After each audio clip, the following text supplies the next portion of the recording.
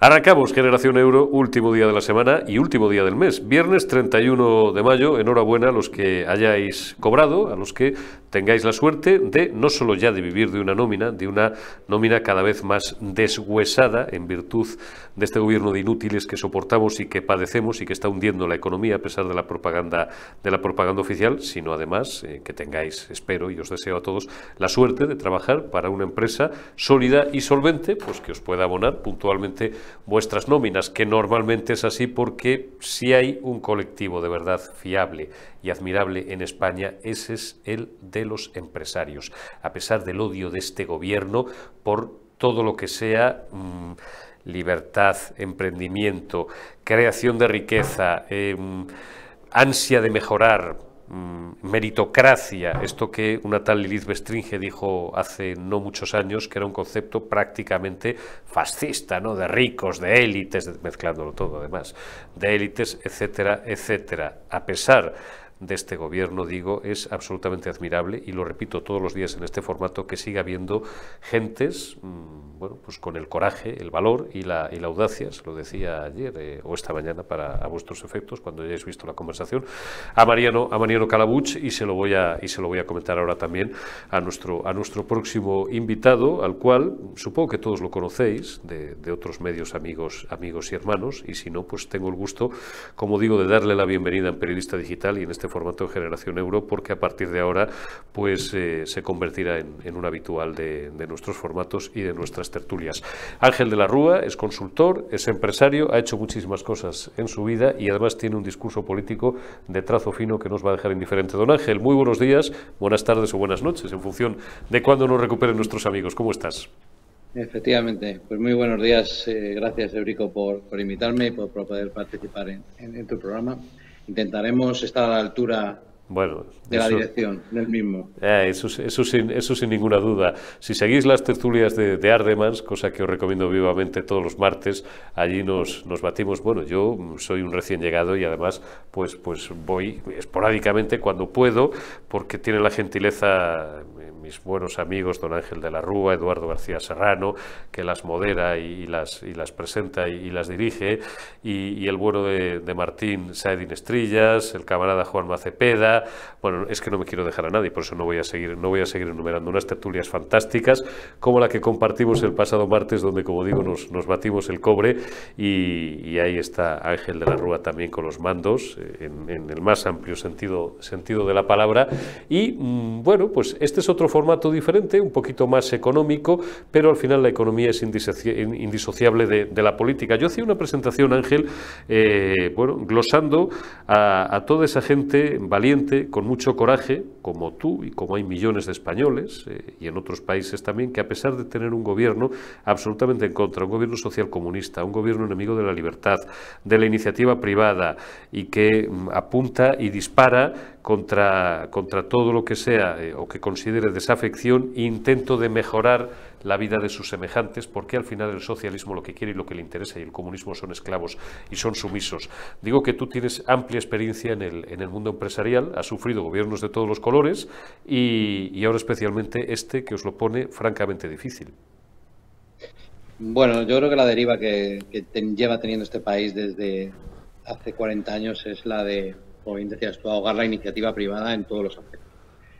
Sobre todo a través de sus dos armas principales, ¿no? Que es el tema impositivo, el cual España ya ha convertido a este país en un país poco atractivo para la inversión, muy difícil se lo hace la vida al pequeño y mediano empresario, sobre todo, que tiene que luchar contra unos impuestos abusivos, confiscatorios y, sobre todo, Eurico, que hacen que no puedan permitirles crecer, contratar más gente, crear esos puestos de trabajo tan necesarios y puestos de trabajo de calidad, porque las cargas impositivas que soportan los empresarios en este país, yo creo que son de las más altas de la OCDE.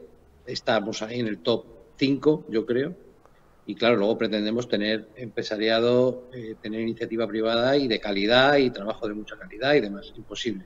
Y luego a esto le sumas las propuestas legislativas, que siempre también van acompañadas de un impuesto por detrás, que son como todas esas iniciativas de, ahora las últimas ocurrencias de contratar gente del colectivo LGTBI obligatoriamente, planes de igualdad que cuestan un dineral a las empresas para hacer estudios, hasta en empresas de 25 personas de puesto de trabajo, obligación de tener en determinados consejos de administración paridad, independientemente de que haya capacidad o haya personas adecuadas para ese consejo.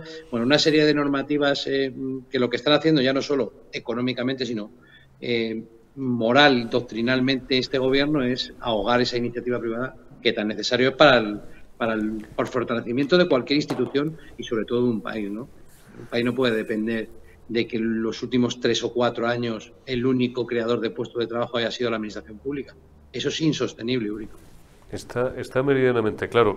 ¿Cómo se le queda el cuerpo, Ángel, a un empresario que primero tiene una idea, detecta una necesidad, se juega su pasta si la tiene y si no se va a una entidad financiera y la pide prestada o se lo pide prestado a la familia? Normalmente, ¿qué haces? Pues vas a un banco, ¿no?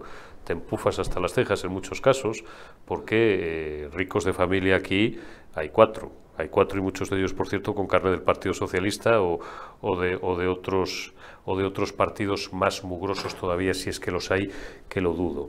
Abres una empresa, una pequeña empresa, abres un taller, abres una fábrica, abres una tienda, intentas entrar en el proceloso mundo de los medios de comunicación en muchos ámbitos económicos y a partir de ahí empiezas a encontrar una cantidad de problemas y de dificultades y de trabas, buena parte de ellas, por no decir casi todas, como tú señalas, de tipo administrativo, porque lejos de facilitarte las cosas, te piden 18.000 papeles, tienes que recorrer 18.000 ventanillas, etcétera, etcétera.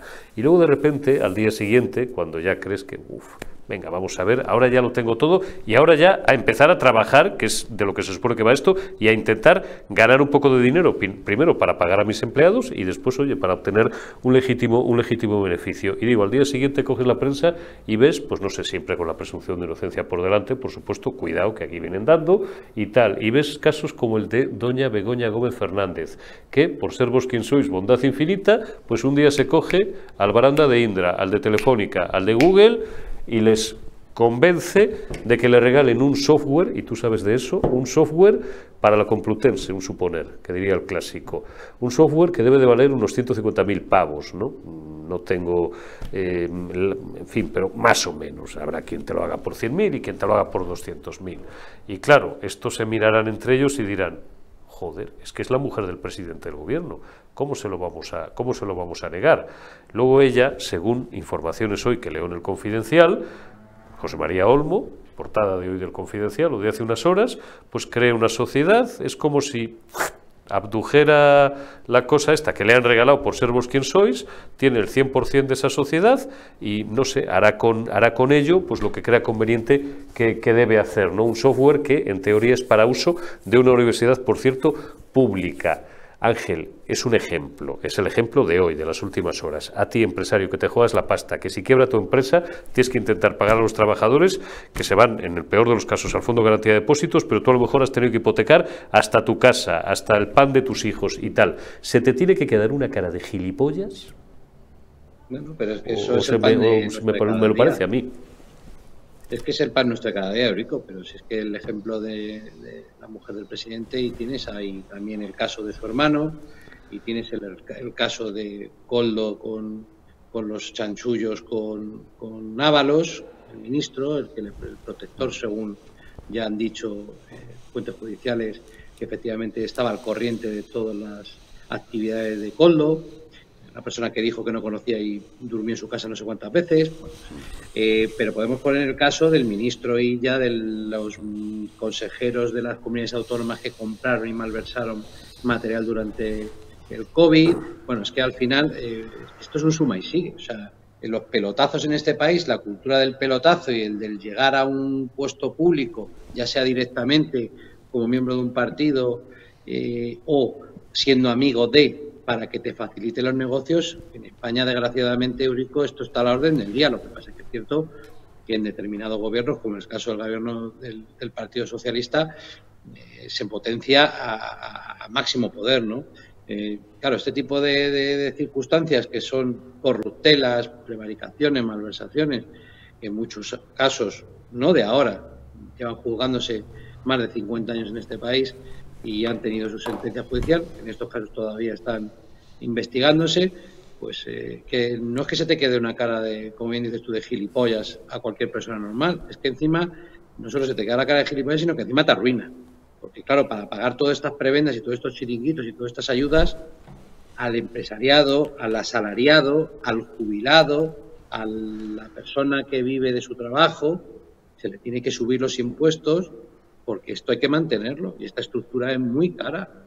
Eurico, esto es muy caro y nos cuesta muy caro a los españoles. Está meridianamente claro.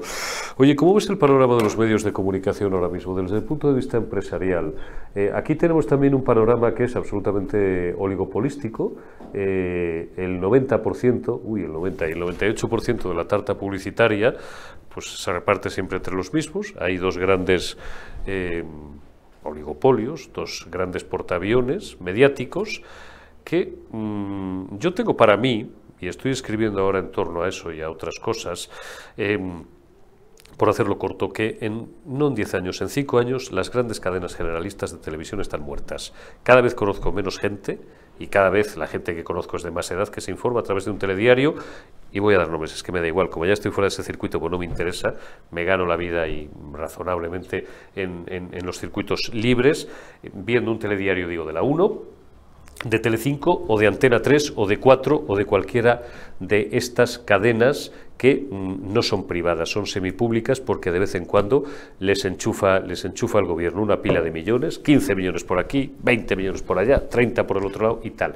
Y luego una miríada de pequeños medios libres, que tratamos todos los días sin subvenciones públicas porque no las queremos, simplemente gracias a la fidelidad cada vez mayor de nuestros espectadores, que encuentran aquí una ventana de libertad que no hay en otras partes, digo, de sacar la cabeza a pesar de lo difícil que nos lo ponen.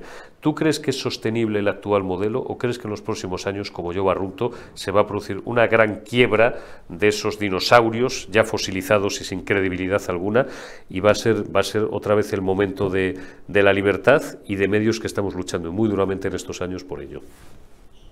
Pues estamos, yo creo, en una etapa, como bien dices tú, Eurico, de cambio, de transición de los modelos de comunicación tradicionales, ¿no? La televisión quizás ha sido el último modelo, el último medio de masas en cambiar. Primero fue la prensa escrita, que lógicamente con la irrupción de Internet tuvo que modificar su modelo de negocio porque la gente ya no compraba periódicos, se informaba de forma en papel, digitalmente, a través de las versiones online de las mismas cabeceras.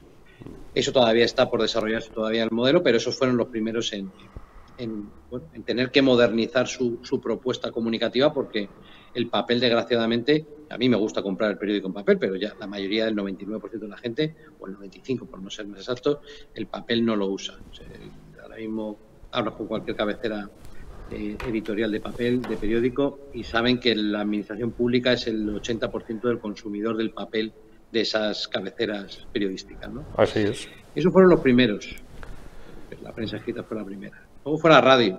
La radio, con la irrupción de los podcasts, de los contenidos libres y de las diferentes plataformas de comunicación a través de programas independientes, sufrieron lo que en un momento ellos tenían muy claro, que la radio nunca iba a morir y que la radio es el medio más cercano. A mí me encanta la radio, de hecho fundé una y todo, pero la radio tuvo que adaptarse a los nuevos medios de comunicación, a la forma que la gente tiene de escuchar y de seguir los programas, y la gente se ha hecho muy selectiva. Entonces la radio también está en esa evolución después de la prensa escrita. Y la tercera, que es la que queda, es la televisión tradicional, que todavía sigue en saber en qué se va a convertir, porque plataformas como Netflix, Amazon, Max ahora en vez de HBO, bueno, pues han cambiado para el gran público la forma de consumir productos televisivos, ya que es casi todo a la carta, etcétera, etcétera, y la televisión al final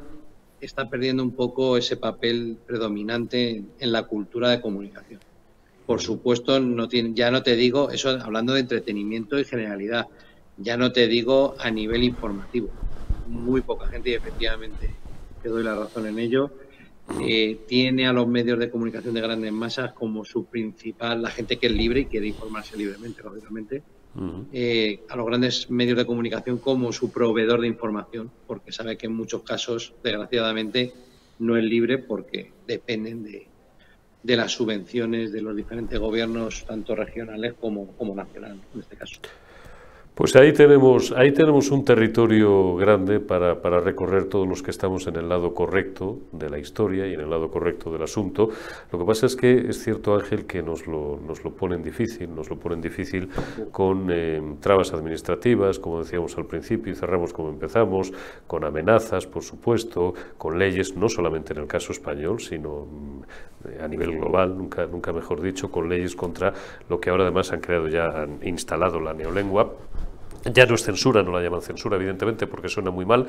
Hablan de desinformación y de todas estas cosas, y a pesar de todo, fíjate lo que es, qué difícil es ponerle puertas al campo, afortunadamente para nosotros y desgraciadamente para ellos, porque al final el ansia de libertad del individuo y de las sociedades es tan grande que es absolutamente imposible mantener un modelo como el actual durante todo el tiempo. Cerramos con una ventana de esperanza, yo creo, y eso sí, barruntando un futuro de mucho trabajo y de muchas dificultades, Ángel. Como te comentaba, estamos en un momento de transición. Los medios como el vuestro, con las iniciativas como en las que podemos participar ambos, no solo a través de Periodista Digital, sino en otras plataformas en las que colaboramos, van a ser cada vez más importantes.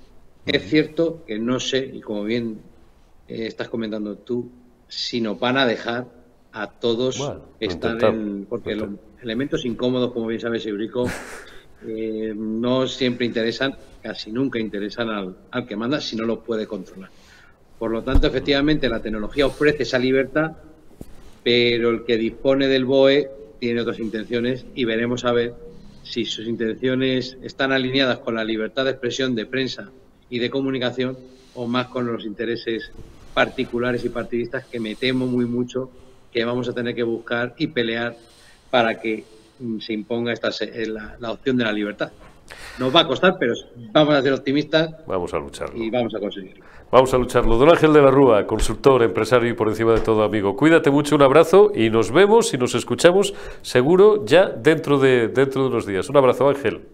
Un abrazo, Eurico, gracias. Un abrazo grande. Don Julián Salcedo, doctor en Derecho, doctor en Economía, amigo, sabio, experto. Nunca se puede decir el que más, pero uno de los mayores expertos de España, sin ninguna duda, en algo que a mí me resulta tan, y lo digo en el buen sentido de la palabra, tan abstruso, porque nunca ha constituido parte del territorio de mi conocimiento, como es el mercado inmobiliario. Pero por eso me gusta mucho, especialmente, charlar con Julián Salcedo, porque además lo hace muy fácil. ¿Cómo estás, maestro? Buenos días.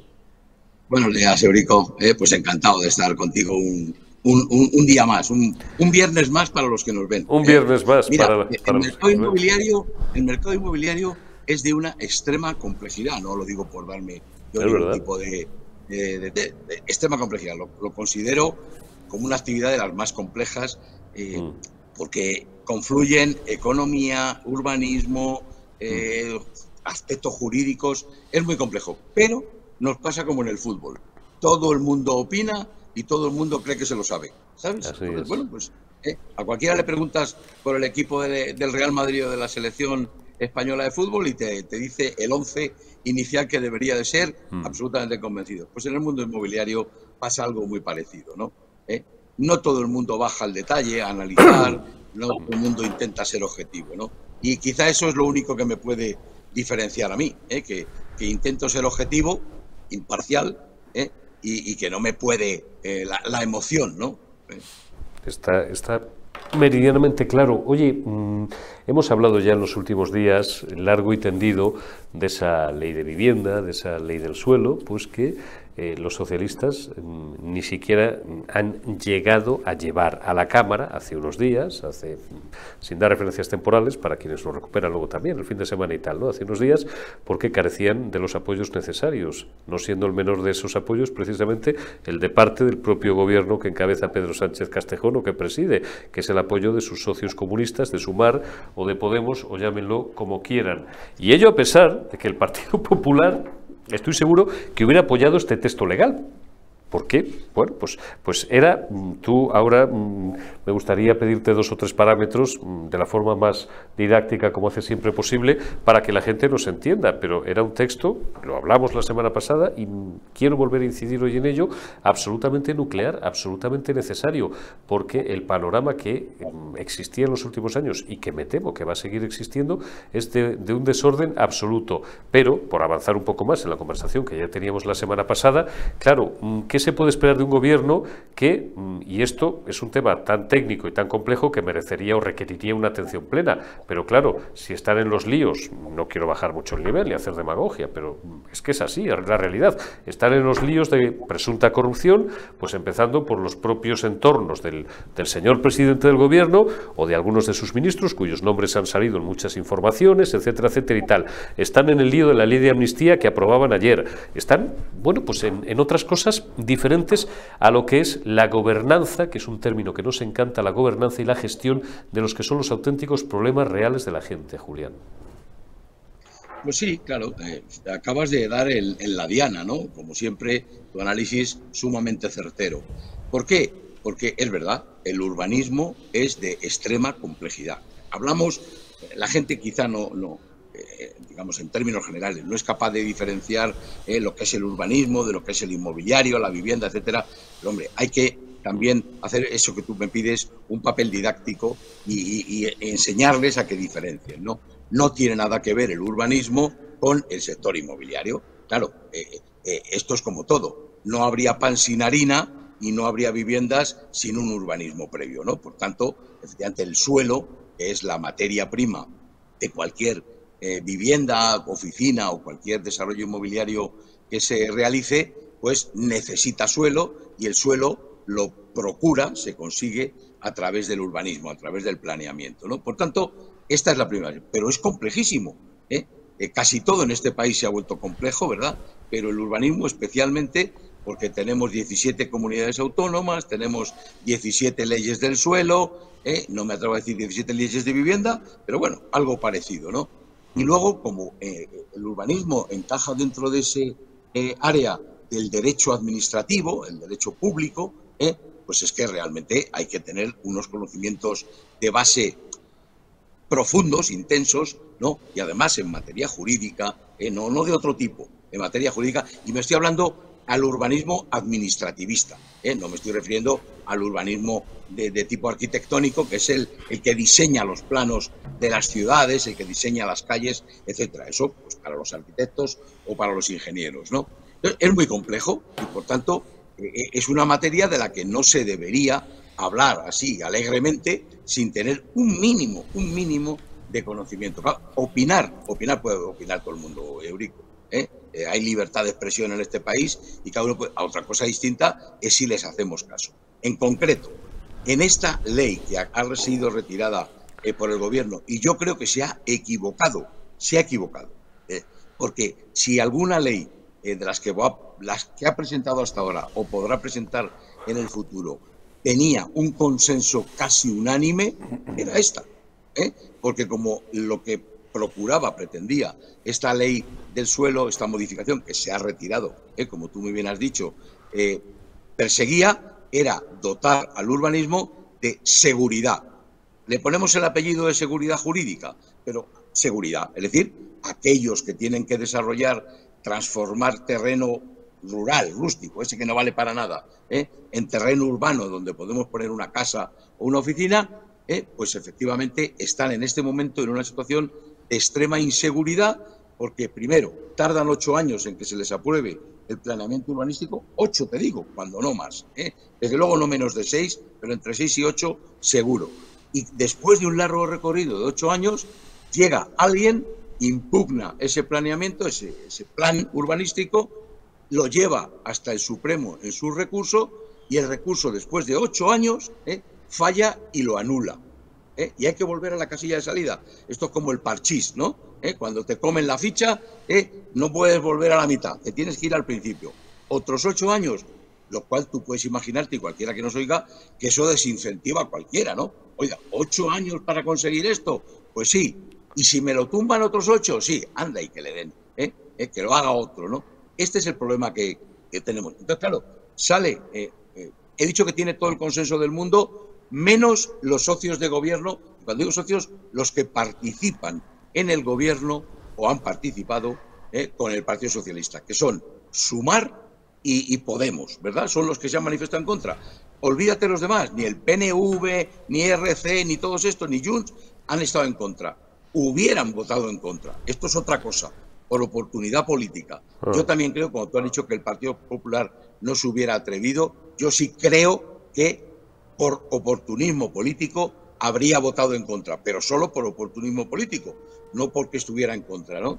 Entonces, lo que sorprende es escuchar a Yolanda Díaz o a toda esta troupe de Sumar y Podemos calificar esa modificación y, por tanto, lo que proponía el gobierno, porque era una proposición de ley, es que quieren favorecer a los especuladores, la especulación. Pero, por Dios, pero cualquiera de nuestros al juicio que me haya escuchado estos pocos minutos se dará cuenta de que nada más en contra que la especulación, porque la situación actual es que se tarda tanto tiempo, desincentiva de tal forma que se pone muy poco suelo en el mercado.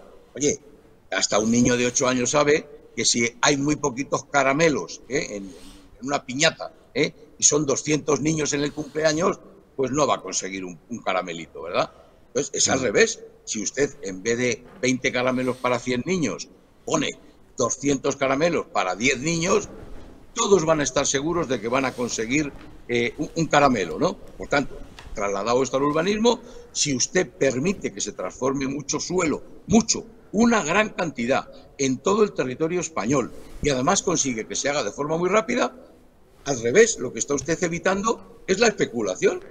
Bueno, claro, pues nada, pero como hay que aguantarles, pues hay que aguantarles. Pero es que yo lo que no alcanzo a entender, sin ser un experto, digo, pero simplemente de manera intuitiva, con cierto sentido común desde el punto de vista de un ciudadano corriente, lo que no acabo de entender, porque hay cosas, bueno, pues con las que tú puedes no estar de acuerdo, decisiones que toma un gobierno, que es de un signo contrario al que a ti te parece que debe regir los destinos, en este caso de España, o de una comunidad, o de una gran ciudad como Madrid y tal, pero dices, pero bueno, les entiendo, porque este es su objetivo y tal, yo no estoy de acuerdo, estoy en contra, porque son unos tales, unos cuales, unos sectarios, o están equivocados, o son tal. Pero en este caso es que no alcanzo a entender el sentido, porque esto no es ideología, son matemáticas. Es decir, si tú de repente creas unas condiciones odiosas en las cuales la gente va a retirar sus viviendas del mercado, lo que vas a producir, porque la oferta, o sea, la demanda como mínimo va a seguir siendo la misma, o a lo mejor por la propia evolución social va a ir creciendo, con lo cual disparas el precio. Es decir, pero esto es de primero de columpios, no hay que ser economista, no hay que ser, no, quiero decir, es una cosa como de un elemental sentido común. Produces un efecto, efectivamente, tal cual estamos describiendo. Yo no tengo memoria, porque tampoco ha sido nunca mi ámbito, pero corrígeme si me equivoco, nunca en la vida se ha producido una retirada, hablamos por ejemplo de alquiler, tan brutal de oferta en el mercado, con una demanda que como mínimo es igual, y cuya conclusión, la conclusión de todo este sin Dios, es que de repente por cada oferta que ves por ahí, en alguna de estas 1000 páginas de las que hay y tal, pues a lo mejor ves 40, 50, 60, 100 demandantes. Es una maldita locura. Es que ahora mismo quieres alquilar y aunque lo pagues a precio de gasolina, no puedes, porque no hay. No hay. Entonces, ¿cuál es el objetivo? Es que yo no lo acabo de entender. El objetivo de esta gente. Yo creo, Eurico, para no referirme a España, para no herir ninguna sensibilidad, sí, vamos a pensar en Estados Unidos, ¿no? Nueva York, la zona del Bronx. No hablo ahora, que se ha regenerado, pero históricamente. ¿Qué ocurría si tú vivías o ibas de turista a Nueva York y decías, voy a darme una vuelta por el Bronx? Bueno, te decía, haga usted lo que quiera, pero muy probablemente salga de allí sin la cartera o igual hasta le han pegado un navajazo. Vaya usted a saber lo que le puede pasar. Conclusión, ¿qué es lo que hace una persona normal y corriente? Coño, pues será muy bonito, valdrá la pena verlo, pero no tengo ninguna necesidad de correr el riesgo, no voy al Bronx. Pues esto es lo que ha ocurrido con la ley de vivienda. O sea, usted me pone todas las condiciones, me dice, ¿a quién tengo que alquilárselo? ¿Cuánto tiempo tengo que alquilárselo? Cada vez más. Estamos hablando ya de 5 años con la ley de vivienda, una posibilidad de prórroga adicional de hasta 3 años más, ¿no?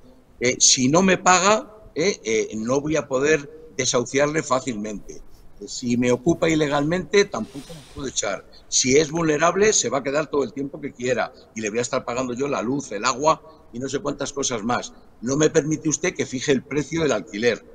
Ya no digo que sea exagerado, el precio, un precio razonable, ¿no? No me permite usted que, aunque suba el coste de la vida, le pueda actualizar el precio con el IPC más allá del 3%. Coño, me lo pone usted tan difícil, que lo que hago es que me llevo... ya sabemos que no se puede mover un inmueble, ¿no? Pero me llevo la casa, es decir, la quito. Claro, como no la puedo quitar físicamente de donde está construida, lo que hago es que la quito del mercado. Se acabó, y baja la oferta, pues yo qué sé, hay zonas que ha bajado más del 50% sí. La oferta de vivienda habitual. En Barcelona, por ejemplo, que debe ser un ejemplo arquetípico. Bueno, arquetípico. Hay un estudio, le tuvimos hace muy poquito en una jornada que les invitamos a la Cámara de la Propiedad Urbana de Cataluña, de Barcelona, Lleida, etcétera.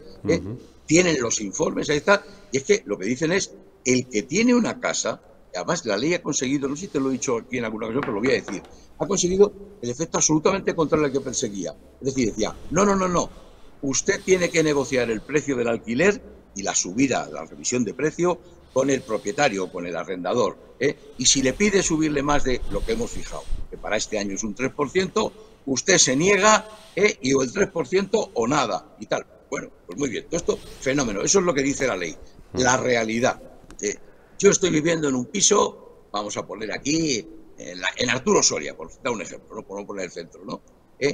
Bueno, aquí no rige, vamos a irme a Barcelona, pues en el Eixample, en Barcelona, y tengo un piso, y estaba pagando, pues no sé, 800 euros por él. Me vence el contrato, y me llega el propietario y me dice, ha vencido el contrato, tengo que rescindirle el contrato y tal, o subirle el precio. Ah, bueno, ¿y cuánto? 1.200, estoy exagerando, un 50%. Joder, oiga, que es un 50% de subida. O lo tomas o lo dejas. Y lo que hace el que está en el piso dentro, sabiendo que como se vaya de ese piso no encuentra otro, ni por 1.200 euros, dice, ¿dónde hay que firmar? ¿No? Esto puede parecer una aberración y puede parecer que el propietario de la vivienda está abusando del arrendatario, no, del inquilino. No es verdad.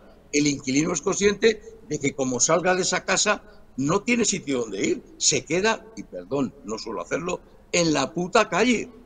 Entonces, incluso se da el caso de que el propietario ya ni te pone la subida. Vas tú y dices, oye, ¿cuánto hay que pagar por renovar el contrato otros 3 años? Y ya ni discute. Pues esto es el mundo al revés, es el mundo al revés, ¿no? Pero claro, pues esto es lógico, tú lo has dicho. Yo no sé si son 50 o 200, pero hay una estadística por ahí que dice que en algunas poblaciones o en algunas zonas de la ciudad hay hasta 27 demandantes para una vivienda en alquiler. Es decir, se ponen en cola los 27 y les hacen eso que se van a llamar el casting inmobiliario. Y fíjate, le preguntan, ¿usted trabaja? Sí. ¿Desde hace cuánto? No sé qué. ¿Es funcionario? Sí. Tal. Y le llegan a preguntar, ¿tiene usted hijos? Sí, 2. Le llamaremos. ¿Tiene usted perro? Ah, sí, un perrito, le llamaremos. Claro, elegir. Ahora, llega otro que no tiene, o dice que no tiene, ni perro, ni hijos, y que tiene una nómina, y tiene no sé qué, y dice, ven acá, firma, ¿no? Claro, ¿qué hemos conseguido? Que solamente se elijan a los más solventes, ¿no? Es decir, bueno, pues vas a tener que ser un tío guapo, con corbata, o sin corbata, lo que fuera, y acreditar, oiga, mire usted, estoy de primera comunión, haga usted por favor.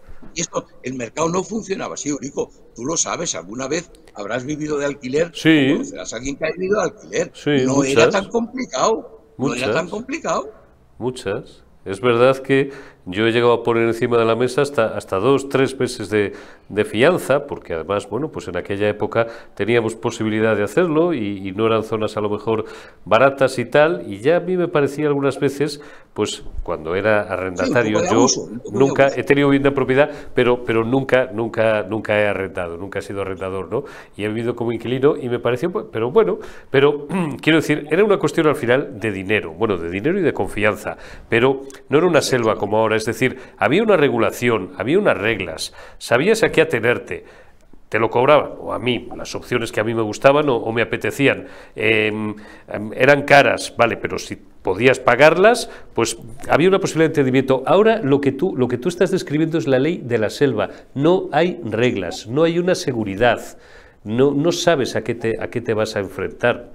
Y desde luego, quien a nosotros nos exigía en aquella época, porque demandábamos una vivienda de alquiler para vivir, pues sabía que íbamos a responder. Ahora, tú, bueno, pues efectivamente, pones tu vivienda en alquiler, no quiero hacer demagogia, pero a lo mejor te pagan los 3 primeros meses y luego se te quedan de ocupas 3 años y no los puedes echar, por ejemplo. Pero sobre todo, Eurico, no es que sabías que iba a responder, es que el que alquilaba la casa del arrendatario, el inquilino, intentaba cumplir, es decir, hombre, claro, si atravesaba una situación difícil, iba al propietario y le decía, mire, me pasa esto, he perdido mi puesto de trabajo, estoy enfermo, no sé qué, no sé cuántos, no se preocupe, he pedido dinero a mi familia, he pedido un crédito, voy a retrasarme 2 meses, pero no se preocupe usted que me voy a poner al corriente. Ahora te coge y te dice, y perdón otra vez que no suelo hablar mal en público, ¿no? Jódete, denúnciame, que no me vas a echar hasta dentro de 3 años, y me vas a pagar la luz y el agua. Y te lo dice así, y además tiene razón, lo va a conseguir, se va a quedar allí apalancado durante 2 o 3 años y tú, jodido, es tu casa y que le estás pagando la luz y el agua. Esto, de verdad, no tiene ningún sentido, porque lo que hemos conseguido con esto es que el que tenía buena voluntad y era de buena fe, pero atravesaba un momento difícil, en este momento dice, como la ley me ampara, ha llegado a asumir que lo que tiene es derecho a no pagarte, ¿vale? No, es que mi derecho es no pagarte. Usted tiene la obligación de mantenerme en la casa. Yo soy un vulnerable, yo no puedo estar sin techo. Y se lo tengo que pagar yo, O sea, yo lo comprendo, si yo comprendo que usted no tiene por qué quedarse en la calle, tiene 2 hijos, no sé qué, vaya usted a los servicios sociales, al ayuntamiento o a donde corresponda, y dígaselo, pero no me lo diga a mí, Oiga, que yo necesito esta casa, cobrar todos los meses 800 euros para complementar mi pensión y poder pagar mis facturas de la luz y del agua. Jódete. Claro. No, y además, y algo más, y vamos terminando, pues no quiero robarte más tiempo, Julián. Algo más, corrígeme si me equivoco, tú eres jurista, además de, no sé si lo estoy viendo yo solo, sigo con la pregunta, además de economista, si tú le cortas al fulano, como medida de presión, el agua o la luz, además estás cometiendo un delito, es decir, que no solamente no te paga, sino que te van a meter mano. Me estoy despistando, Mar, porque ahora te van a meter mano porque además estás condenado, digo, a pagarle al fulano en cuestión el agua y la luz. Mi pregunta es, para que nos entienda la señora María que nos está viendo en casa, mi querida Juani, por ejemplo, tantos y tantos que todos los días nos acompañan en el chat, ¿por qué? Yo te alquilo mi casa, vale, te alquilo una vivienda, tú me pagas 2 meses, al tercer mes me dices, mira, vete a tomar por donde amargan los pepinos porque no te pago, porque no puedo o porque no me da la gana. Y yo digo, bueno, pues mientras te denuncio, tal, nos metemos en un pleito, la madre que parió a Paneque, vamos a estar aquí 1 año litigando, tal. Mientras tanto, te vas a joder porque te voy a cortar la luz y el agua. Tampoco puedo, porque entonces llega el juzgado y me mete mano a mí. Dices, ¿por qué? ¿Cuál es la explicación? Pregunto desde el punto de vista del tipo que no conoce la ley. Bueno, pues Eurico, lo vas a entender. En el Código Penal, delito de coacciones. ¿Ah, sí? Delito de coacciones. Pero joder, pero si es mi casa. Pero si es mi casa, coño. Estás coaccionando. Es decir, es como si tú ahora mismo te llega, pues no sé, un poder público, un ministro, y te dice, Eurico, o don Eurico, mire usted, como siga diciendo estas cositas raras aquí en Generación Euro, le vamos a cortar no sé qué, le vamos a cortar no sé cuánto. tú te vas a un tribunal y si lo puedes demostrar, delito de coacciones, y lo condenarán, ¿no? Pues esto es lo mismo, estás coaccionando a ese individuo, a esa persona, a que efectivamente abandone tu casa, ¿no?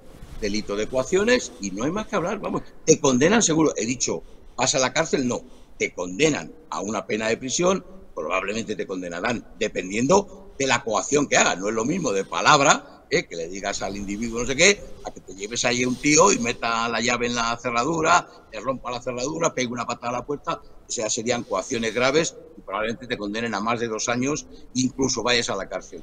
Pero en el caso más leve, te van a meter 6 meses de prisión, o 6 meses y un día de prisión, efectivamente, no irás a la cárcel, pero tienes una condena por un delito y ahí eso ya para toda la vida en tu expediente, y más vale que no tengas otro suceso que te condenen otra vez, pues entonces entras a la cárcel, ¿no? Es el mundo al revés, Eurico, es el mundo al revés, donde nos parecería que yo con mi propiedad puedo hacer casi lo que me dé la gana porque es mía, pues resulta que no. En el mismo momento que ocurre eso, un vulnerable, un inquiocupa o un desaprensivo, pues deja de ser mi propiedad y casi me atrevo a decir que pasa a ser la suya, ¿no? Entonces, casi tienes que pedirle permiso a decir, oye, no sé, avísame cuando quieras marcharte, ¿no? O la otra solución que no hemos expuesto, Eurico, y todos sabemos, Sí. Esto al final es un problema de dinero, No digo al que sufre por un momento delicado, el que te quiere joder, quiere joder, pero tú vas y le dices, oye, mira, vamos a terminar con esto, ¿te parecen bien 10.000 euros y te vas mañana? Sí. El tío te coge los 10.000 euros y se va y se acabó, Pero bueno, si lo nuestro era una coacción, lo suyo no será, también en delito, en penal, ¿no será un chantaje? Sí. Claro, si lo mío, quitarle el agua, cortarle el agua, es un delito de coacciones, el suyo, que es chantajearme para recuperar su vivienda, es un chantaje. Ah, no, pues no, él sale de rositas, ¿no? Así que, bueno. Pues sabes lo que te digo. No quiero decir que me resigne, no quiero decir que me resigne. No, ya, pero desde el punto de vista del tío que es un ciudadano corriente, que no es un experto ni en derecho, ni en el mercado inmobiliario, ni es economista, ni tal, simplemente es un ciudadano que trabaja en lo que pueda, gana su sueldo al mes, intenta vivir y que le dejen vivir y escucha, pues este tipo de cosas que son la realidad, no es una historia, no es una distopía, no estamos hablando de un país en el lejano oriente, yo qué sé, estamos hablando de España. La conclusión es cerrar el periódico, como decía el gran Fernando Vizcaíno Casas, en aquella divertidísima obra, al tercer año resucitó, al final del primer capítulo, y el lector, que era sesentón y de derechas, cerró el periódico y dijo, bueno, si Franco levantara la cabeza, traspuesto a la historia que era aquella novela. Yo voy a decir que te dan ganas de cerrar el periódico y decir, pues este país es una casa de putas. Es una casa de putas, con perdón, disculpad el lenguaje, porque si no hay orden, si no hay ley, si no hay seguridad jurídica, si no hay respeto a la propiedad privada, pues entonces dices, ahora sí que te digo que lo siento mucho porque amo mucho a España, pero hago el petate y me piro a Portugal, o me piro a Irlanda, o me piro a Estados Unidos. Me voy, porque hombre, ¿qué opción te dejan? Por lo menos en Portugal, en Irlanda, incluso en Estados Unidos, encontrarás seguridad jurídica, ¿no? Claro. Es decir, unas reglas. O sea, claro. Unas reglas para que esto no sea la ley de la selva, para saber a qué atenerte. Claro. Es que esto, fíjate que el derecho, hecho en los abstractos, nace precisamente para que el individuo, cada uno de nosotros, no se tome la justicia por su mano, porque claro, antes de que existiera el derecho, el antiguo derecho romano, pues el propietario de una cosa, inclusive de un esclavo, que tenía la condición de cosa, tenía todo el derecho a hacer con ella, con la cosa, incluido el esclavo, lo que quisiera. Y de hecho lo mataba cuando quería. Incluso había una cosa que era el monte Tarpeyo, que los tiraban por el monte Tarpeyo, era suyo. Un esclavo era una cosa, no te digo ya una vasija o una casa, y como es mío, hago lo que me da la gana, ¿no? Pues hemos pasado de eso, de que el Estado, la ley, nos protege, a que la ley nos abandona, ¿no?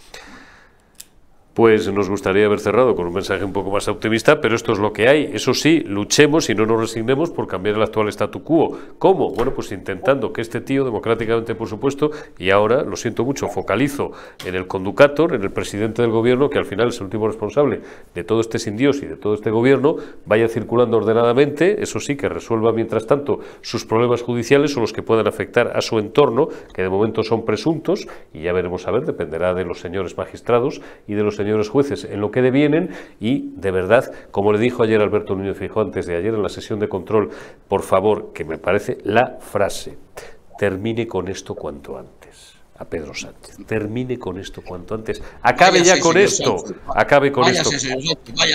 Váyase de una puñetera vez. Vamos a hacer una noticia, dime. Una noticia positiva. Venga.